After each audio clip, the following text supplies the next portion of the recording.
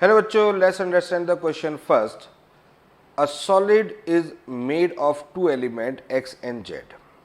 The atom Z in CCP arrangement while atom X occupy all the tetrahedral site. What is the formula of the compound? देखिए आपके पास में कोई एक solid है और वो सॉलिड जो है वो दो एलिमेंटों से मिलके बना है X and Y, X and Z, X and Z से मिलके बना हुआ है. ठीक है, यानी कि X एंड Z वहां पर एटम प्रेजेंट है.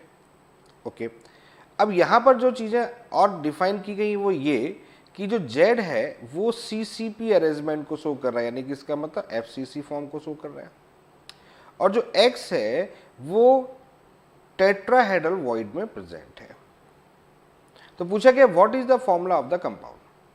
देखिए CCP और या FCC के लिए अगर हम Z की वैल्यूज देखते हैं, Z की वैल्यू मतलब Z का मतलब number of atom per unit cell, तो number of atom per unit cell अगर हम देखते हैं तो वो कितनी वैल्यूज होती है, वो वैल्यूज होती है 4.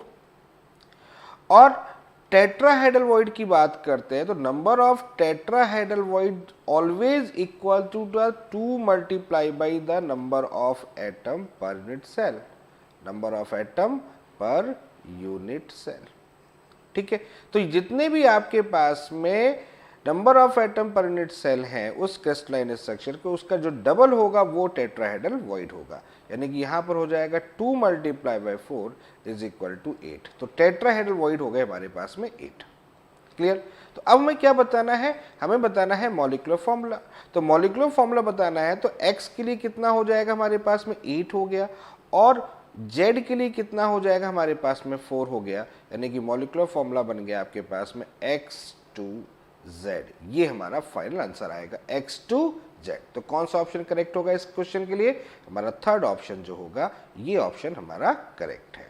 तो I hope you understand the very well. Okay, thank you, best of luck.